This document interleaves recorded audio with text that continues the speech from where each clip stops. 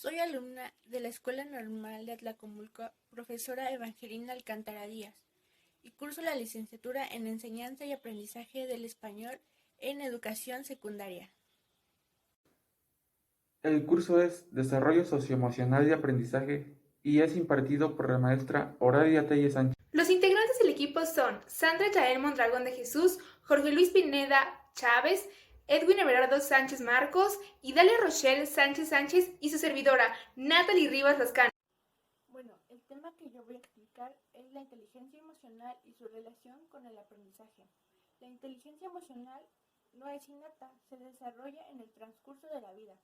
Influye a tal grado en el desenvolvimiento de nuestra devenir que una persona con cualidad normal, pero con correcta educación emocional, puede ser más exitosa y sobresaliente. La inteligencia emocional es la capacidad de ser consciente de nuestro estado emotivo y descubrir su influencia en nuestras tareas diarias. La automotivación nos permite llegar a estados de ánimo positivos, lo que facilita las asociaciones del pensamiento en forma más amplia, flexible, creativa y genera más pensamientos positivos. La identificación de las propias emociones, es la base de la detección en esos mismos sentimientos en otras personas. Con ellos se facilita la comunicación, la empatía, la asertividad, entre otros aspectos. Bueno, a continuación mi compañera Natalie nos dará los tipos de inteligencia que existen.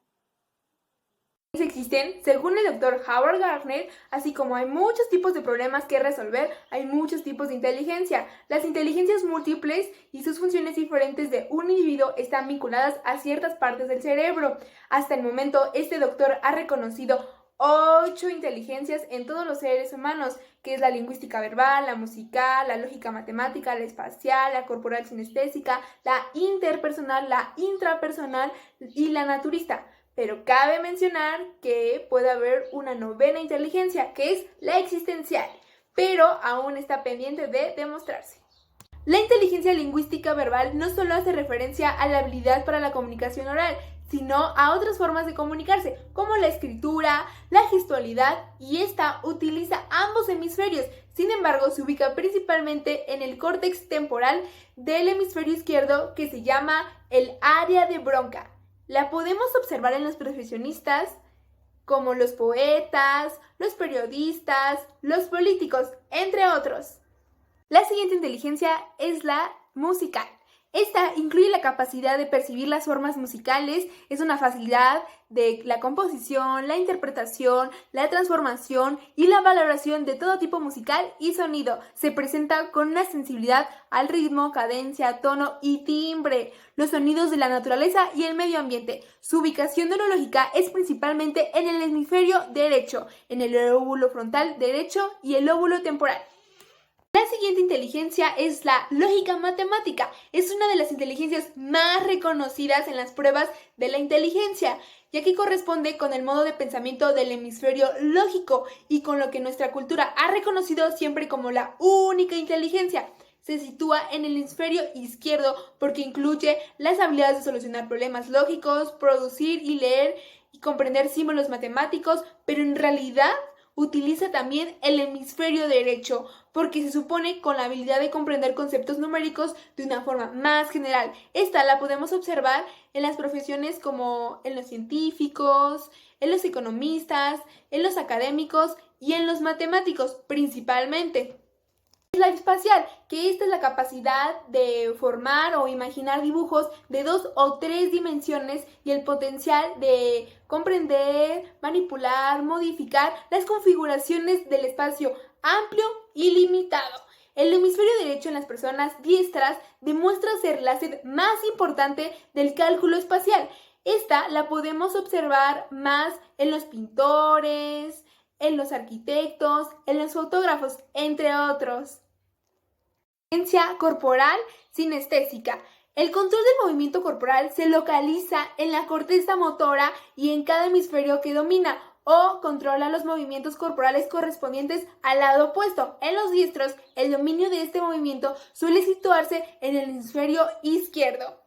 La habilidad para usar las herramientas es considerada inteligencia corporal sinestésica. Por otra parte, hay un seguido de capacidades más intuitivas, como el uso de la inteligencia corporal para expresar movimientos mediante el cuerpo. Por lo tanto, la inteligencia corporal y sinestésica constituye la capacidad de usar el cuerpo en total o en partes para expresar ideas, para aprender, resolver problemas, realizar actividades o construir productos. Esta inteligencia la podemos ver en los deportistas, en los bailarines, entre otros. La siguiente inteligencia es la interpersonal, que abarca la capacidad de fijarse en las cosas más importantes para otras personas, acordándose de sus intereses, sus motivaciones, su perspectiva, su historia, sus intenciones y muchas veces prediciendo las decisiones. Esta inteligencia permite poder advertir cosas de la otra persona, más allá de lo que nuestros sentidos logran captar. Se trata de una inteligencia que permite interpretar las palabras, los gestos, objetivos y metas de cada discurso, obteniendo la capacidad de empatizar con las demás personas. Todos los indicios proporcionados por las investigaciones cerebrales sugieren que los lóbulos frontales desempeñan un gran papel muy importante en el conocimiento interpersonal, y las personas que destacan más en esa inteligencia son los docentes o psicólogos, entre otros. La siguiente inteligencia es la intrapersonal, que se define como la capacidad de conocerse a uno mismo, entender, explicar y discriminar los propios sentimientos como medio de dirigir las acciones y lograr varias metas en nuestra vida. Se ubica en los lóbulos frontales. Las personas que destacan en la inteligencia intrapersonal son capaces de entender o acceder a sus sentimientos, emociones y reflexionar sobre los mismos. La siguiente inteligencia es la naturalista, que permite categorizar, diferenciar, detectar los aspectos vinculados a la naturaleza, como por ejemplo las especies de animales, vegetales o fenómenos relacionados con el clima, la geografía o los fenómenos de la naturaleza. Las personas que más destacan en ellos son los exploradores. Por último, hablaremos sobre una novena inteligencia, la existencial o la de las grandes cuestiones, pero Gardner no ha afirmado que es una inteligencia verdadera. Sin embargo, estas personas deliberan sobre las preguntas como ¿por qué existe la vida? ¿Por qué existe la muerte? ¿Por qué hay guerra?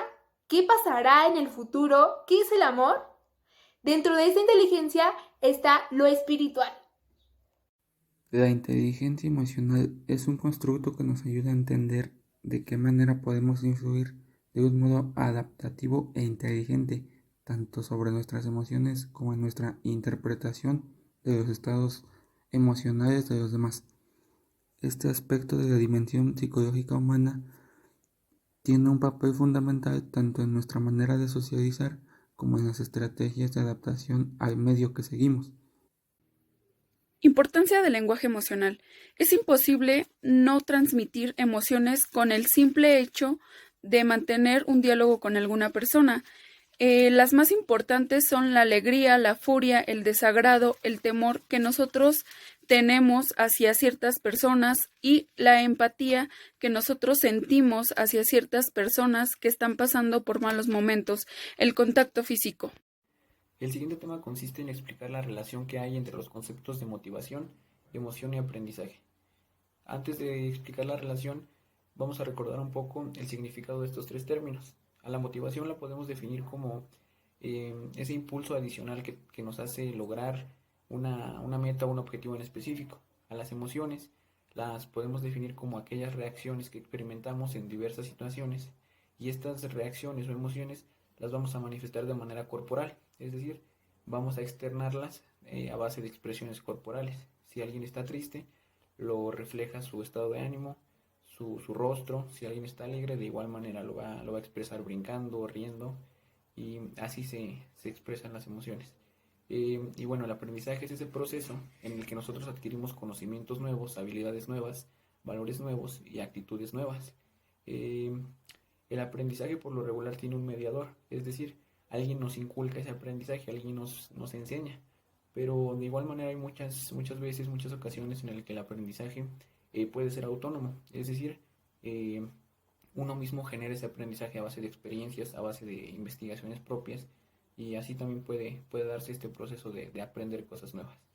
Ahora bien, en el ámbito escolar es importante tener presente que los dos primeros conceptos, la motivación y la emoción, va a repercutir de sobremanera en el proceso de aprendizaje del alumno. Si el alumno no está motivado, es decir, no tiene ese impulso adicional que lo haga querer aprender, no va a aprender. Las emociones de igual manera repercuten mucho en el aprendizaje del alumno, porque de acuerdo a cómo el alumno se sienta, va a depender si quiere o no aprender. Entonces, es aquí donde los docentes tienen que buscar distintas estrategias para lograr hacer las dos cosas. Una, motivar al alumno a que aprenda, que lo ayude a regular esa emoción para poder sobrellevar lo que está sintiendo, pero de igual manera aprender. Bueno, esta ocasión hablaré sobre el modelo de Mayer y Saloveli, que hablan sobre cómo manejar nuestras emociones, la habilidad que nosotros tenemos al sentimiento de la ira, del enojo, el por qué estamos sintiendo eso, el poder tener inteligencia para decir, ¿por qué me está pasando esto? ¿Por qué quiero que me pase o qué quiero que no me pase con la emoción que nosotros estamos sintiendo? También nos dice que es la capacidad de identificar esta emoción, por qué estamos sintiendo eso. Otra de las cosas es la habilidad de manejar y comprender y el pensar si me sirve el que me esté molestando, el que me esté llenando de enojo, de ira. De acuerdo a la información obtenida para la realización de este video, el equipo llega a la conclusión de que las temáticas de inteligencia emocional, educación emocional, las emociones en general y la motivación son factores que van a influir en el aprendizaje de los alumnos, puesto que estas temáticas nos dieron cátedra de que el sentir de los alumnos o el sentir de cualquier individuo va a repercutir en sus tomas de decisiones, en este caso la decisión de aprender o de no aprender. Entonces es aquí donde los docentes y los futuros docentes tenemos que buscar estrategias para ayudar a que los futuros alumnos y los alumnos actuales logren recibir una motivación para obtener el proceso de aprendizaje y de igual manera ayudarlos a regular sus emociones para que estos no sean factores negativos para que ellos no aprendan. Al contrario, ayudarlos a que se vean en la necesidad de la obtención de conocimiento con estas temáticas abordadas. Gracias.